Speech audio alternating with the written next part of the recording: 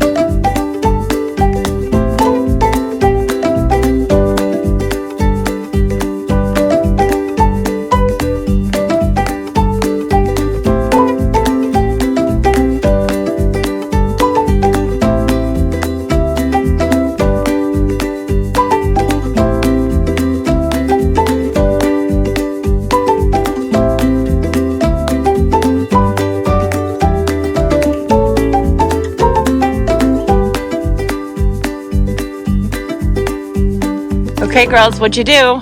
We filled up the entire bed. Look at that. That was a lot of soil, huh? Yeah. About leveling them. Like, is it high? The plant's gonna have more volume. But Oh, like how much it is? yeah. Yeah, I'm sure this will kind of settle a little bit, but we're gonna leave extra soil here. So when you guys have garden, do you guys in 5th grade still have garden? No. Oh. We kind of should replace it with science, even though we're learning about plants in science, and our science room is right near here. You guys should come out. You should say, I really want to garden. Well, thank you for helping. For those of you who don't know, this is Hadley. This is Courtney's daughter and one of Sadie's besties, right? Well, thank you, girls. Okay, Sadie, you're the first one to use the Hoselink here. You gonna come over here? Wait, let me get out of the way. Okay, go. Okay, can you turn it off?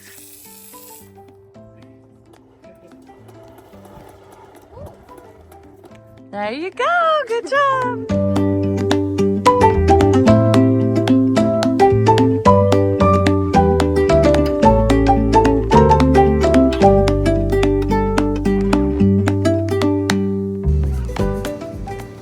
And the last thing we need for this project, the mulch is here.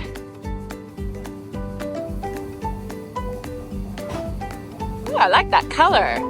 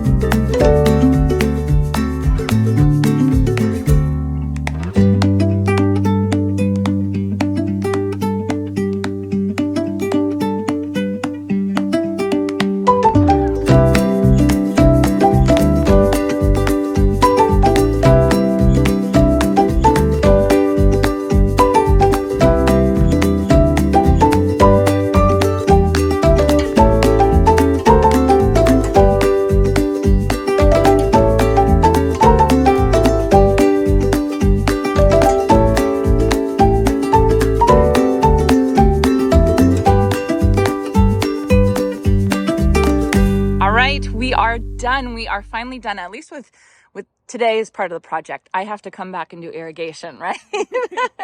Yes. We have Kelly Joseph. She is the garden coordinator, garden guru of this school. And Kelly, you also tell us just real quick about the purple coop. I talked about it in yesterday's video, but Awesome.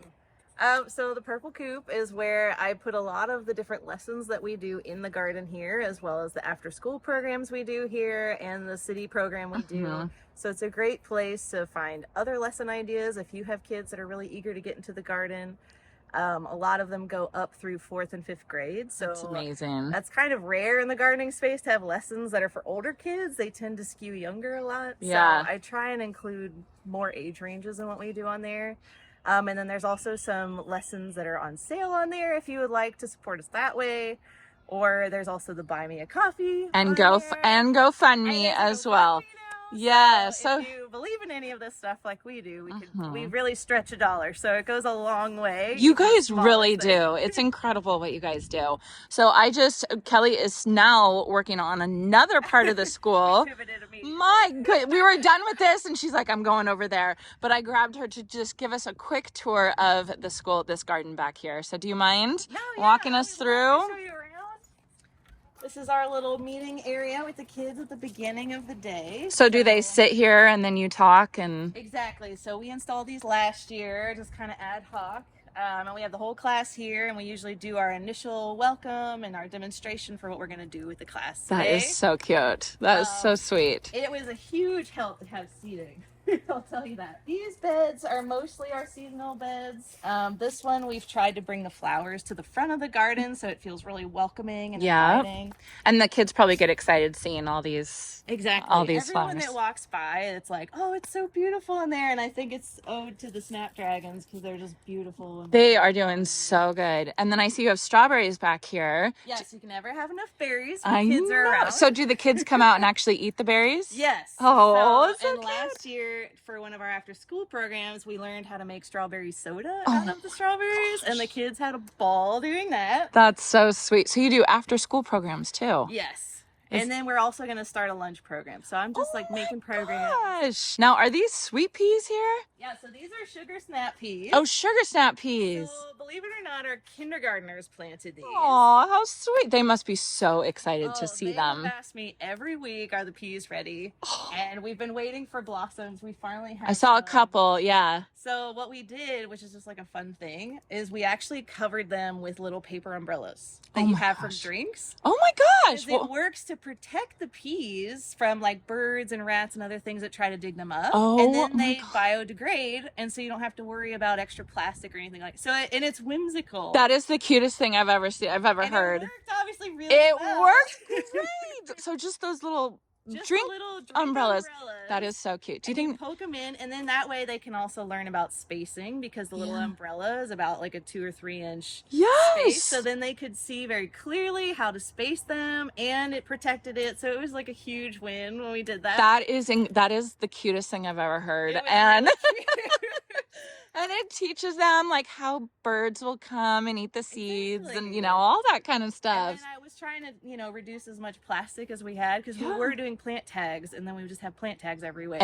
Yeah. So we were trying to think of another solution, and that popped up, and I was like, we're going to try this. You're amazing. And then we have this awesome new thing. So you guys just installed, and I cannot tell you how much I appreciate this, because we had this old ratty hose that, you know, we leave it around and the kids trip on it a lot. Right. So this will make it a lot easier, and I'm sure the kids will be excited to see it reel back in and all that kind of stuff. Yeah. So there's probably going to be a little bit of fighting about it, but that's all right. But I love that it's here, and I feel like the volunteers are going to love that it's always up off the ground. Yeah. You have kids that come in and they've tripped a number of times on our old it's all busted up. So. And it makes it just so that it's more fun to be in the garden. Like if it's clean and it's, you know, you can walk through easily. And then plus it makes it easier to get to the new bed back here. This has been a plan for years in the making. When I first took this garden on, we really wanted it to become more ADA accessible for students that have mobility issues. And so having this here right along the path, so they can come in and also meaningfully participate in what we're doing. Right. Is a huge victory for us. Right. It's like huge box checked. Yeah. I'm so happy that you guys got that. I just realized we forgot to put in the 1/2-inch tubing. I just realized that. So that is going to have to go up and over the back. I'm sorry. So but anyway, we are, yeah. It'll be fine. Yeah, so there's just more plants back there, and your nasturtiums, holy cow! And we eat those with the kids. Oh That's my always gosh. like one of the favorites. Yes, flowers today, so we make salsas, and then they put the flowers in. Oh, that's so sweet. It's so funny because in my mind I'm like, oh, we're too hot here to grow nasturtiums, and then I see that and I'm like, oh. Chain link fence. You got it. With a little bit of leaky irrigation. It works really, really well. Perfect. So then over here you've got a bunch of beds. What's your plans with these? So this week, and that's what we were prepping for. So this week is planting week with all the kids. So we have 14 classes come out. It's about 300 plus students. So we were trying to do a prep ahead of time to get all of our spring and summer veggies in. So we're talking tomatoes and peppers. We love to do watermelons of different colors. So cute. Because the kids never know like which one is developing, and then you cut it open and it's an orange They're like, watermelon, and it blows their minds. And we had one yellow one year, and they were convinced it was pineapple. And they ate it, and they were like, that is so amazing. That's so cute. Do you have all the plants? Do you have them all? We have. Well, I have to see. So I'm getting them donated from a farm nearby, but it's kind of like I have to see what we end up with. Okay, let me know if you need more. Let me know if you need more. Just because I can't not, you know, when you hear that, you're like, oh, I gotta get some watermelon plants. What we definitely get is more flower plants, because they don't donate that stuff. They'll donate edibles. So. Hey, proven winners. Proven winners. We would love to plant your plants here. All right. So let me show you a quick before shot of what this looked like. It was, we tried. It was rough and ready. It was ready to go. So, Yeah. and like one of the things, it's hard to picture it now. I can send you an older before shot. Even Oh, before yeah. I would love that. Yeah. Because if you can imagine a pile about this high of brush. Oh, gosh. All the way along this shed. Oh, no. And then it had gotten branches on it. People threw trash on it. Oh, no. Oh. So that was that. And then this whole corner was like 6-7 foot tall spiky thistle. Yeah. Which is not great around kids. Not at all. And the kids ride their bikes right where my truck is. They ride their bikes right there, and classes are right behind us right over there. And they walk past here a lot, and it just felt like, they deserve it to be a welcome, inviting place. Yes. Especially because they're biking to school. We want it to feel like a special entrance for them. Yeah, thank you for biking. You did good. Yeah. So you did this little garden right here. Yes. What is this garden? So we had some fruit trees donated. So these two are Santa Rosa plums. Okay. Which I like because they're self-pollinating. I don't need the other plums. So that will hopefully get us some fruit. And in the back, we think it's a peach tree. Okay. Pretty sure.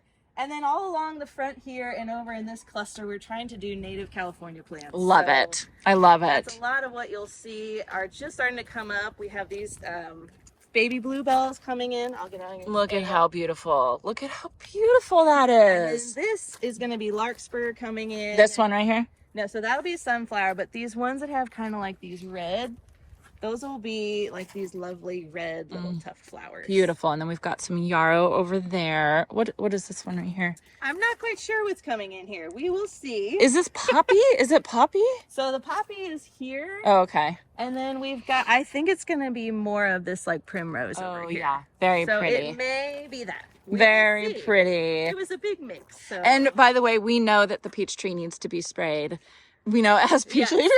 It's too late now. It's too late. We're going to do that next year. Next year we'll be on top of it, I promise. Yeah, so beautiful. And then you got some mulch delivered here. So that looks really, really nice. So what'll be great about this is, like I said before, we didn't have any really designated planting zones. And so we ended up in kind of a battle with maintenance where they would mow it down a lot. Oh, no. Because if it's not flowering, it looks like a weed a Totally. lot of the time. Yeah. So they would come in and kind of wipe it out. Or, we would just be stepping over things and it was a big mess. So the fact that it's officially a designated garden space with these clear beds marking where we're going to plant, it's going to help spread us out of the main garden, because that's a lot of kids trying to plant in a very I mean, now you can have stations, Exactly. like go to the yellow bed, go to the U-shaped bed, things like that. That'll make it so much easier. We can split the classes up so you have fewer kids in there at once, so more people can be planting at the same time. Good. It's also a little quieter out here for some of our students that want a little bit more peace when it gets a little hectic in there. It's really nice to have this option. I know a lot of the special needs kids use this part of the garden because even when we're in class over there, this tends to stay open. So it's really nice to like recognize that it's getting that much use. Give it like a proper amount of love. So Good. You can come use it more. And we're going to keep doing stuff. I mean, I'm going to keep pushing like every company I ever work with. Oh, hey. We're even talking about maybe the edge-right metal edging over there to do. What did you want to do over there? So the kinder kids every year, we're trying to hunt down pumpkin donations because they do pumpkin crafts in the fall. And we had this idea of growing pumpkins in this really neglected corner of the kinder yard, but we were trying to come up with a strategy for how to keep the kids off of the plants while they're still little. Right. So that's where the edge right idea came in, that could help us kind of designate it a little more clearly for the kids so that they can have their own pumpkin patch. Yep. So I'm going to be working on that. So maybe another video. We'll see. I got to ask. I mean, there's something special about like little kids finding pumpkins. I that is just the know. best. Isn't that just the cutest thing? The teachers immediately, when I pitched it, they're like, yes, we love that idea. It's going to be fantastic. I love it. And then you are planning to do a mural on the back of the shed, right? Yes, so we have a few murals in the works. So now that it's all cleared up, there's this really nice canvas here. I mean, it's just calling for it. It really is. That'll be fun. I can't wait to see you do that. We're gonna come up with something. I want to get the kids involved as much as I can, so that they can leave their little mark on it too. I just love this so much, Kelly. You have done such a fantastic job, and I just have to thank you so much for doing this for our kids and our community. Likewise, right? I mean, this was one weekend of my work. You have like dedicated all your days to this, and then I just want to say that Kelly also does. You know, not only does she do it for the school, but then she also does it for the community, the city as well, which is huge. At the community gardens on 5th Street. We do another kids program over there. The City Seedlings. Yeah, it's just City Seedlings. It's just the cutest thing. Well, thank you. A huge thank you to Hoselink. A huge thank you to Vego, and then a huge thank you to Spoma. You can see that we even had some leftover soil, which is thanks to you, Janey. Oh yeah, ha ha ha.